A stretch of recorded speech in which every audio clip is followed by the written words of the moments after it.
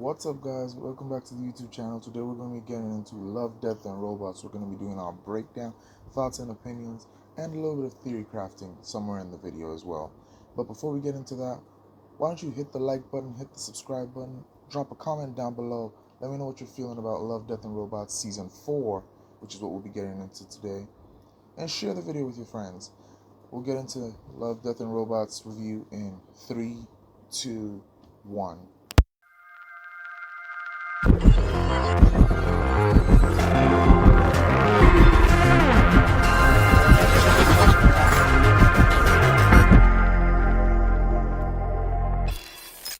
Okay, so there are about 10 episodes in Love, Death, and Robots Season 4.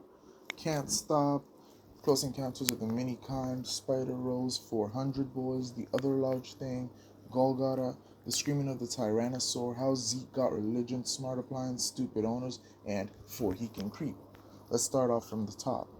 Can't Stop. Well, this episode essentially was just a recreation of apparently a live performance by Red Hot Chili Peppers on their single Can't Stop.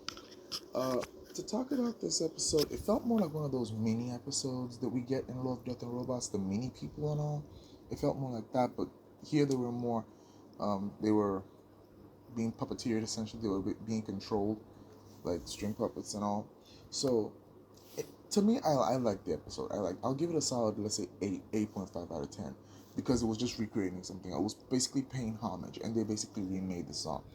One issue I have though, I kind of prefer this Love, Death, and Robots version of the song to the original song. It feels more like a rock song than the original song. And now I'm stuck because I can't find Love, Death, and Robots version of it. I don't know if they'll ever release that. And the original just doesn't pop as hard as that. So it's hard for me to get into the original. So I end up going back and watching the episode multiple times over. It's fine. It's fine. 8.5 episodes. Solid 8.5. Let's get into episode 2. Close Encounters of the Mini Kind. Now, this is one of those mini episodes I love. And again, I love this one.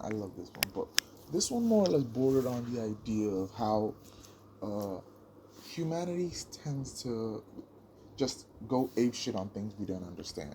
And how small inconsistencies or things that we don't agree on, or things that are not, like, the message is not passed across us perfectly well, can lead to horrible situations. Because, okay, this was basically, it started off as just a peaceful endeavor from an alien race coming in to talk to humanity and share resources, I guess, and help make humanity better overall. And it went horribly wrong. It went all the way you could see an alien invasion movie going. So let's get into it. These guys dropped down. They dropped down, I think, in some sort of like farm base. That's what it's like all this regular. Maybe I'd say probably somewhere like Texas or something. They dropped somewhere around there, and on dropping somewhere there, they had what looked to be like farmers and all coming in, the locals of that town, and then it seemed to be one cop. So all of them pointing guns at the alien ship. Then the alien guys came out. There was one guy who was much taller than the rest of them, and the two other ones. The one guy who was much taller than them apparently seemed like he was an emissary. Just came down to spread their word, to let humanity know what was going on. Issue was communication. They did not understand a shit of what the dude was saying when he came down. He was yapping. You could kind of get the gist of what he was trying to say, almost like he was trying to claim peace and all, but they probably didn't get it. And then at the end of his whole spiel about what he was talking about, dude raises his arms up, revealing his robe where he's got nothing underneath. He's got literally nothing underneath his robe. And they saw his ding-a-ling and apparently shot it because they thought it was a weapon. They thought it was a concealed weapon, and they shot his ding-a-ling, essentially. YouTube's probably going to cancel me if I say that shit. So they shot it. And on shooting that, they just kept shooting after that. And they killed him, killed one of the other dudes, injured the last one. Now, the last one, he pretended to be dead for a bit. And then he bolted. As soon as he got up and started running, they started shooting after him and running. And it just became this kind of almost cartoonish way in which after everything went, where they kept trying to shoot at him, but they then kept killing themselves. And it went all the way down to the last person versus the alien. And at that point, the alien was bold enough to keep trying to fight that person because it's just one on one at that point. These guys killed themselves horribly. Like two guys tried to shoot the alien from opposite sides. He ducked and they shot each other in the head clean. So the last dude essentially, him and the alien struggled for the gun, and then he won the struggle, and then just bashed his brains in. He bashed the alien's brains in. Now, all this seemingly was recorded on the ship, and the ship passed the message across as a beacon to the rest of the alien horde or whatever, and they turned what was supposed to be a diplomatic mission into a straight up invasion. And they invaded Earth. They bullied that the mini Earth. I guess they bullied those guys. And for those that you thought it was just gonna be a classic alien invasion, Earth looks horrible and that loses horribly, and that's just the end of that. But these guys started trying to fight back for the best part. They fought back, and the aliens started getting pushed back a bit, until the second wave showed up. What you call backup, the artillery. There was a bigger ship that then popped up, and when that bigger ship popped up, shit got screwed. They had basically what amounted to black hole guns, essentially, and they were just using it to extremely dominate. And while they were doing that, you think at this point, okay, yeah, everything is screwed here. There's no way they're going to compete with black hole guns and all. But the humans somehow do, and they start stealing these black hole guns and using it to fight the aliens. And it just ends up horribly for both sides because they tried mounting all the black hole guns in one location to fire it at the giant ship, and everything, it just fell apart, and then the entire blast landed on the floor where they mounted everything, created a big black hole that sucked up the Earth, sucked up the ship, and basically sucked up the entire solar system. Like, it just escalated. Shit escalated so it went from 0 to 100 in seconds. That's how quickly everything went horribly. That was episode 2, Close Encounters of the Mini Kind. I'll give that episode a 9 out of 10. I actually like that episode. I like that episode a lot. I'm probably not going to rewatch it, but I liked it. I'm probably not going to rewatch any episode as much as I've watched Can't Stop Again, but that's just because it's a song and I really like this song. So, Spider Rose, that's the 3rd episode. This is one of those episodes that went into the sci-fi aspect of the whole thing, and it explored essentially a lady who lost her partner to a faction, an opposing faction. And here it seems like cybernetic enhancements is normal. It's the normal in this place. Obviously, it's sci-fi. She's cybernetically enhanced. The other faction also seems like they're cybernetically enhanced. So her husband got killed by this dude, and she's basically been at war with this dude. But where she's at is completely dilapidated. There's nothing going on there. She can't really even support life. She's struggling to support her own life there. And she has these little like butterfly things, these little like bugs that keep her company, that she keeps essentially as pets. And she trades with other like better off species to keep herself going. So one of her clients pops up, says that they discovered that she found out something that they would honestly want to trade with her for. And she says, fine, it's fine. I want a weapon. She wants a weapon to wipe out the opposing horde, basically. And they said, nah, because apparently part of their barter is that weapons cannot be traded.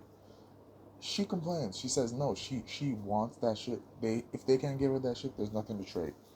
The dude then notices she keeps a lot of pets, obviously.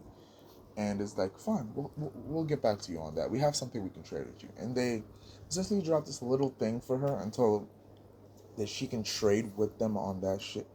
That she can keep it for a certain amount of time. I think they said about 90 days. She should keep it for 90 days. And if she still doesn't want it, they'll leave. They'll just bounce. But if she wants it, they can trade it with her for the stone. For the jewel, essentially, whatever it was. It seemed more like a crystal. But she agrees, because she's a pet lover, obviously. And this thing more or less is extremely cute. But as soon as she got it, it looked extremely weird. They said it was their mascot. I looked at this shit and it just looked like a smaller version of them. So I was already thinking, is this one of their kids or something? Did they just pop up and give her one of their kids? And then I immediately started to wonder, is this shit gonna end up killing her? That's what I wondered immediately. Is this shit gonna end up either killing her or doing something horrible to her. And we found out very early on it kept trying to eat her finger. Why it kept trying to eat her finger? It's clearly a carnivore. So it eats something and it almost assimilates that thing into itself once it eats it. So kind of like similar to stuff from The Thing and Calvin, it assimilates things into itself essentially. And so she obviously didn't let it eat her, and she kept trying to look for other things to feed it. She ran out of food eventually, and then it ate all her other little butterfly pets and all. On eating that, it basically cocooned, assimilated, and popped out again, and she noticed what it was doing at that point. But she then got attacked by the other faction. And the dude that attacked her from the other faction, this dude essentially doesn't like he she's killed him multiple times, but every time she's killed him, it's never really been him. It's been clones of him. So this is the one time he came in person because he wanted to do it himself to kill her. And she's thinking, okay, fine, at least I'll get the benefit of killing you this time again. And they go into a scuffle. She essentially loses. She loses horribly. But she takes out most of his guys and leaves, and he's the only one really left. So he gets sent to her base and all. They scuffle for a bit. She fights. She's losing. The little pet thing helps out. It nearly gets killed too. She wins the fight essentially. She ends up winning the fight, killing the dude, but makes her situation even worse because her oxygen is going out, everything's going out. She's at this point got even less time to live than it would be for those other guys to come back and then help her. So she knows she's gone. She knows she's essentially cooked. And again, the little thing tries to eat her hand. And she at this point basically says, you've eaten everything else I've got, so it's fine. You can eat me basically. And when those guys come back, they see that she's gone. It essentially ate her. And before it started eating her, it immediately went into like malice mode. Like the shit that it did not look as cute as it was looking for most of the episode anymore. It looked like a straight up predator. The way it lunged at her before they faded to black and the alien race came back. And that's why I said it from the beginning. As soon as those guys dumped that shit on her, if I was her, I would have said, "Nah, take this thing back. I don't know what you're giving me. I don't want this shit." Funnily enough, I also thought this shit could have some kind of virus that I don't know about. I felt from the beginning they were playing her because if they could kill her, realistically, they could just take the gem and nothing would happen. So that's why I was always skeptical. She's a pet lover, and that kind of screwed her over. But I don't know what would have happened if those guys had not attacked. Maybe it wouldn't have actually had like killed her and anything. So maybe that wouldn't it wouldn't have unfolded the way it ended up. But it ate her, assimilated her, and then when it finally came out, it came out looking even more human. But one thing that struck me is I kept thinking to myself, is it possible that on assimilating her, she forms part of a collective? So, and maybe because she's the only truly like sentient being in that collective, she is now in charge of it autonomously. So like she controls the entire thing. So it's basically just her being reborn into a new body. That's what I thought, but nothing confirmed it. I don't know. I just thought that on my own. But that was episode 3, Spider Rose. Let's get into episode 4, 400 Boys. Now, this episode was more enhanced humor. I assume they were enhanced. They were more or less gangsters, like gangsters, I guess is the easiest way to put it. It seemed like they were British though, but more or less gangsters, thugs, hooligans, whatever you want to call it. And they'd been taken. Their side of the block essentially had been rampaged by these like man baby things. They look like man babies, honestly. And they called them giants, but then they started calling them the 400 boys later. So yeah, those little man baby things ransacked their whole area, killed multiple different groups. All the groups ended up having to work together to face off against those things, and they did something when the fight first started where they almost like mind melded to shoot off an attack that seemed like it was ripping those dudes apart, but ended up not working. And then they ended up just fighting the dudes. And I always wondered to myself, was that meant to make them weaker? Because it felt like maybe it made them weaker. It made it to the point where they could actually now compete with killing those things. I don't know. Maybe it just didn't work, and they just said, "Fuck it, we ball. Let's go, brawl like with hands."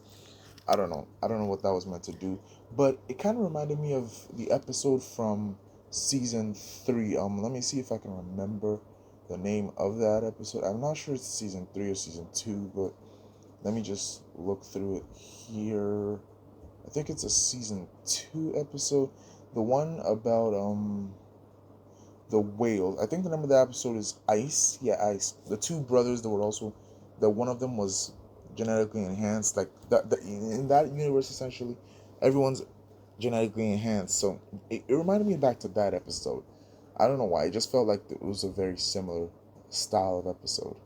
Uh, so that's the 400 Boys. I never gave a review for Spider Rose. Spider Rose, it was fine. It was an okay episode. It was a cool episode. I guess I gave it as like a 7.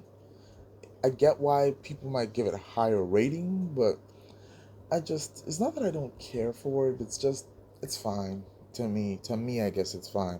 So I give it like a 7. The 400 Boys, maybe 7 too. Like, it's not something I'm insanely hyped about the episode. So yeah, I give it a 7 too. Now we're halfway through it. We'll get into the other large thing, the 5th episode. Now, before we get into this episode, this is where we go into a little bit of theory crafting.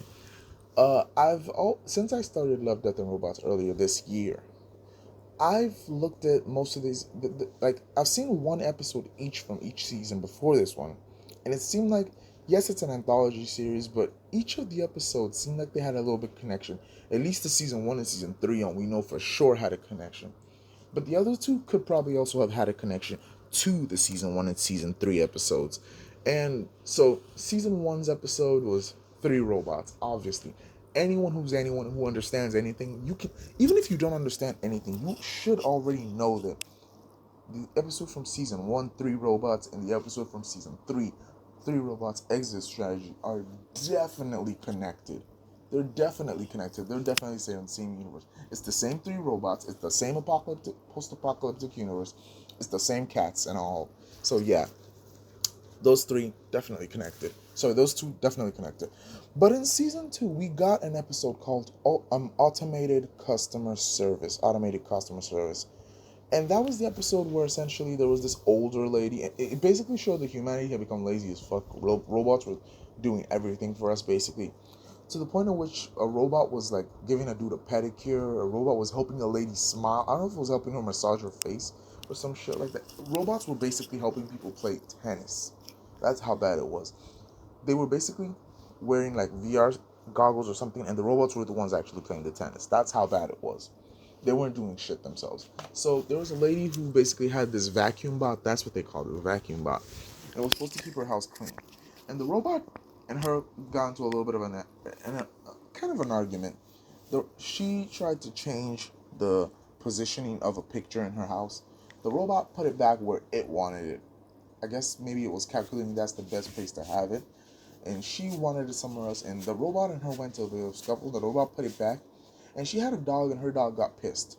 Her dog got pissed that the robot was against whatever she wanted. So the robot the dog pissed the robot off. Sorry, oh my head. And the robot basically wanted to kill the dog. It saw the dog as being a pest and tried to kill the dog. The lady wasn't having that. She essentially called customer service. Customer service seemed like it was also being controlled by a robot for the most part. And shit hit the fan, escalated really quickly, to the point in which, at the end of the movie, she killed the robot alongside help from her neighbor. Uh, but in the whole thing, every robot, every vacuum bot started chasing the woman and the man and her dog. They wanted to wipe her off the face of the planet. Okay. Now, it didn't seem like they were chasing other humans. It just seemed like they were going after her. But I feel like this episode might be connected because it's also in the same sense in which the 3 robots explained that humans became too lazy, too dependent on machinery. They became way too lazy and dependent on machinery. And when the robot uprising started, they couldn't even combat it because they were way too reliant on those guys. So it seems like it's in the same mold as that. I hope that's the easiest way I can explain that part. It seemed like they were in the same mold as each other. Those 3 episodes. It seems like they were very, very much connected in the same universe. Now, someone might say, okay, where's the cats? There's no cats in this episode. That's automated customer service. Yes, there are no cats, but that doesn't mean the cats are not still involved, as we'll get into the season 4 episode. But if you notice, it was trying to kill the dog, so it basically was trying to kill the dog. And who knows, after that, it might have tried to kill any other small critter, excluding cats. Why would it target the dog first, you think? Probably because cats and dogs instinctively have beef. Cats and dogs regularly don't like each other in most media. So, in my opinion, that's probably why it went immediately after the dog. The cats influenced it, in my opinion. But we'll get into why I feel the cats influenced it in season 4's own episode that connects to this whole thing on a larger scale. Now, on looking at all that, let's get into season 4, episode 5, The Other Large Thing. The episode that I feel kind of completes this, or at least puts in another piece of the puzzle. Now, this episode essentially centers around a cat for a family of two, essentially, a man and a woman. And as we saw from automated customer service, fucking lazy ass slobs, they basically didn't even want to do any work in the house, so they got a robot helper. And that's where it starts to connect. They got a robot helper, and in this robot helper that they got, it's basically meant to clean up the house, cook for them, feed the cat for them. It's connected to all the credit cards and all that stuff. Basically meant to do everything they want for them. And the cat here has goals of world domination, but it doesn't know how to go about it. And one thing the cat envies about humans is opposable thumbs, or our opposable thumbs. And notice it envies opposable thumbs. What did the cats in Three Robots and Three Robots Exit Strategies have? Opposable thumbs. But let's get back into that.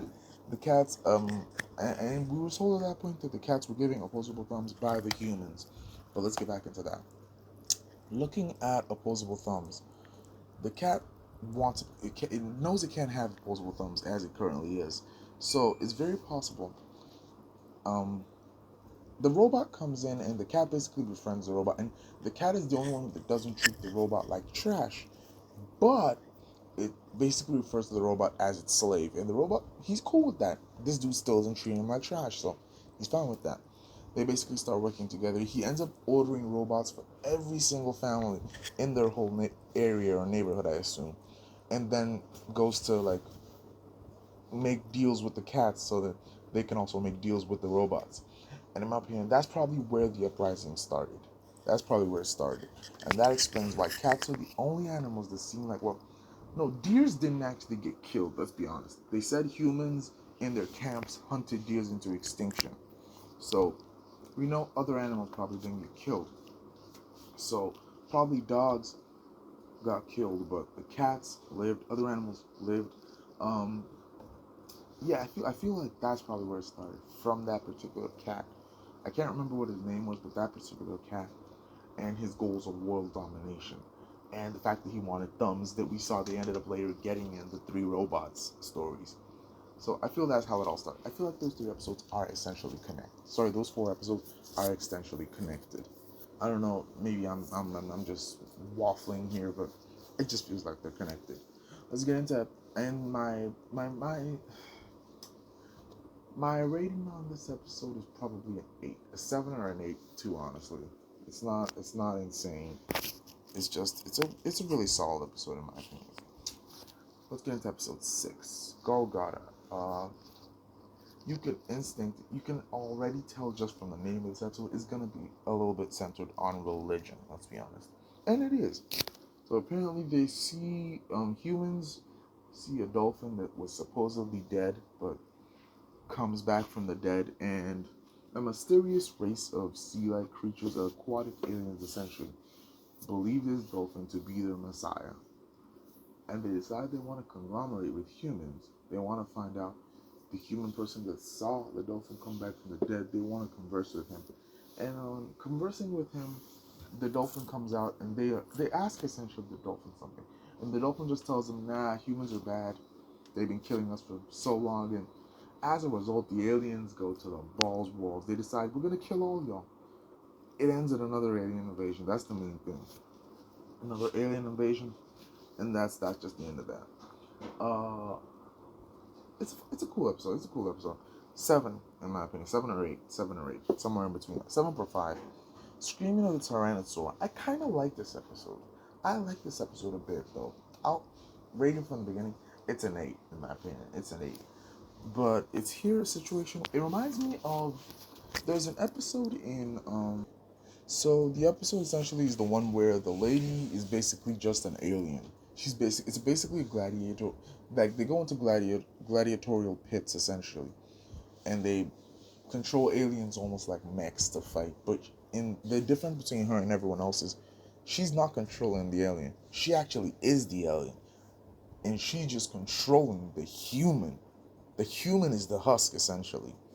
She almost swapped. It was something where it seemed like she was human before, but something happened and her body got so cooked that she ended up swapping her brain into an alien's body, and that's why her connection is much better than than anybody else that's trying to mind meld with the alien. Okay, yeah, I think I found the episode. Sony's Edge. Yeah, it's volume 1, Sony's Edge. It reminded me of that episode.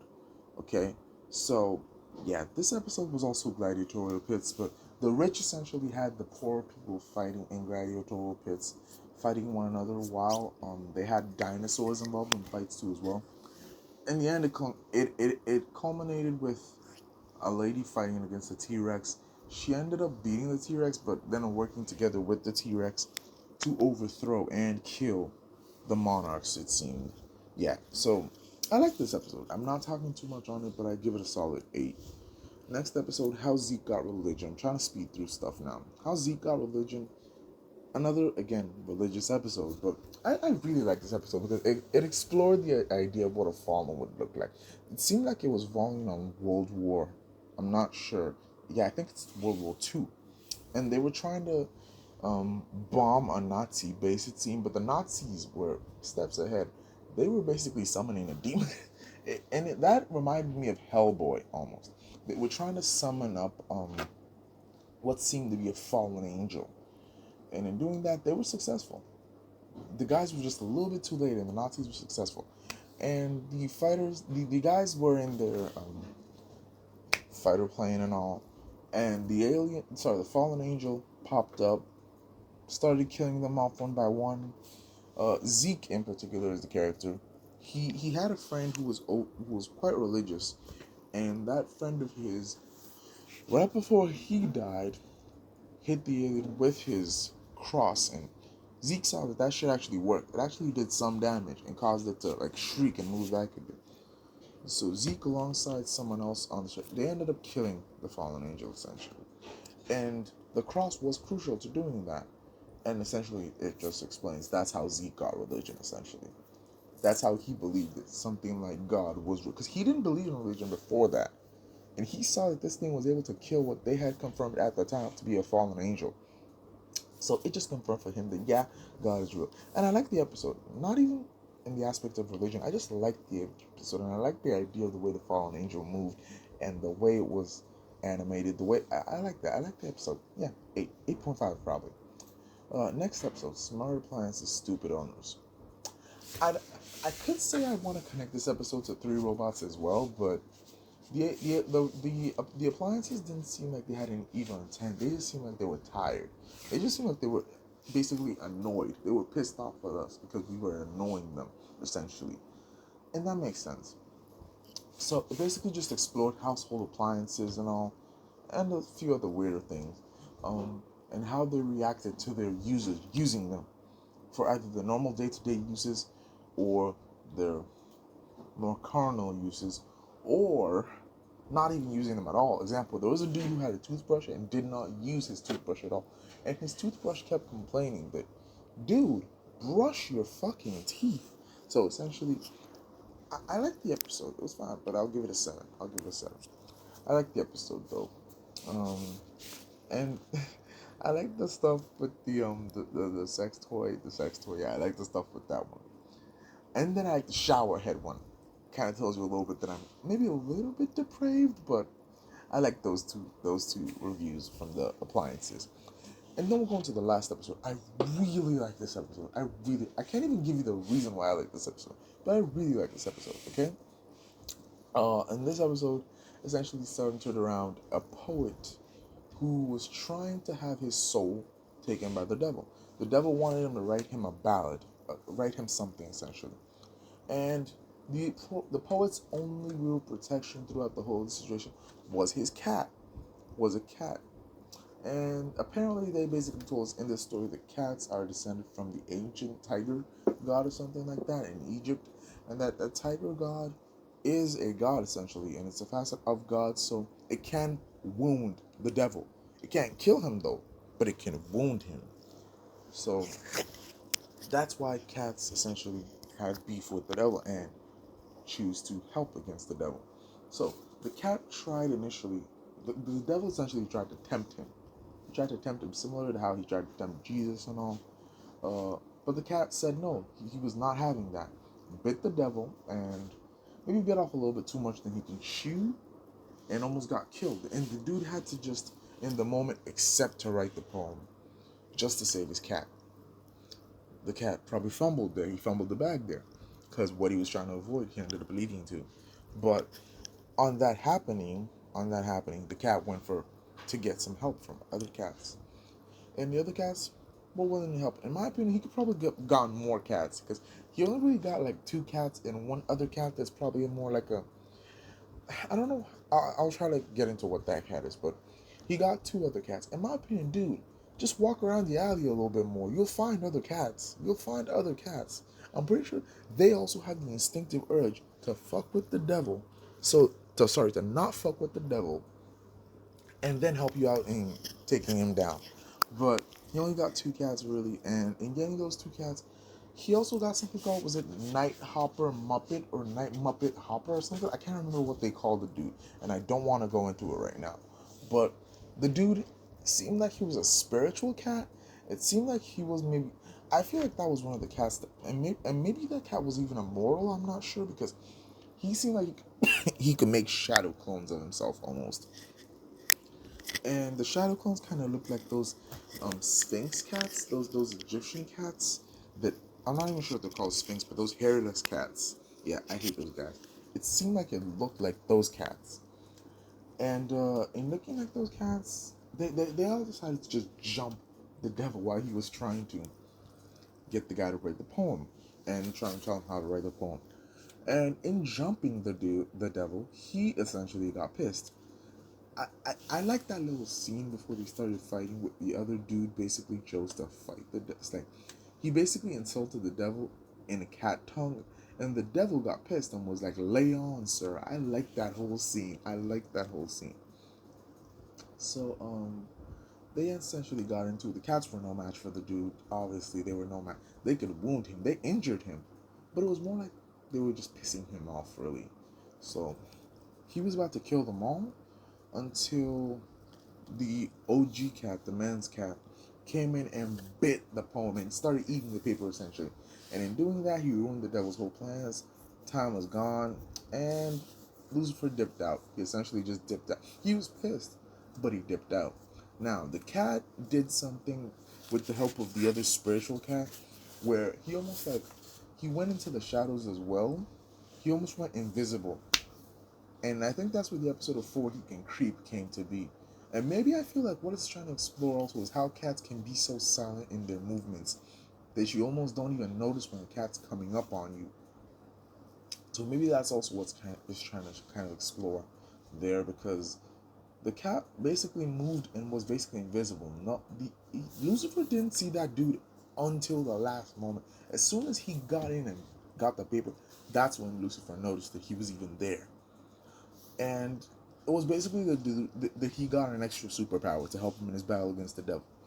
So, yeah, that was all 10 episodes of Love, Death, and Robots season 4. My opinions and thoughts and ratings on all 10 episodes. For He Can Creep, I'll rate that episode an 8.5 or a 9. I really like that episode. 8.5 or a 9. Not a lot of high ratings. Most of them are 7. Let's be honest. But it's more because I just didn't feel I didn't see an episode that I really liked.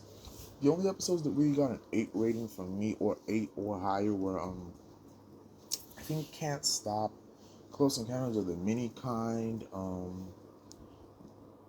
I think the other large thing. I think it also got an 8 from me.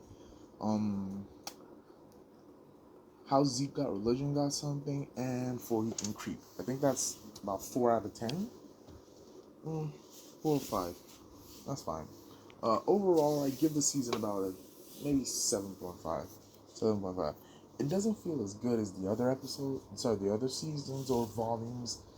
I'll just keep calling it seasons, man. It didn't feel as good as the other seasons, honestly. But it still felt solid. Still felt solid. And I hope it does well, because I would love to see more of Love, Death, and Robots. I really like Love, Death, and Robots. So, yeah. Uh, those are my thoughts, opinions, and the little bit of theory crafting I had on those 4 episodes from the 4 seasons that I felt were the only real episodes that you could say are kind of connected and set in the same universe. Again, we know 2 out of the 4 are definitely set in the same universe. The only issue I had was pulling the other 2 and connecting them to the first one. But I feel like the one in season 4 is definitely also connected, just based off the idea of him wanting thumbs. I feel that is definitely connected. The season 2 episode, Automated Customer Service, is the one I could probably say is not connected at all, but I still feel it might be connected. Anyways, yeah, those are my thoughts and opinions and my review of each episode of season 4 of Love, Death, and Robots. Uh, like the video if you liked what I was doing here. Share, comment. Let me know how I can improve if you didn't like what I was doing here and you feel like I could do something different or do something better. And hit the subscribe button so you never miss a video. Hit the notification bell too so you never miss a video. And YouTube can keep you informed on whatever it is I'm doing here. Peace.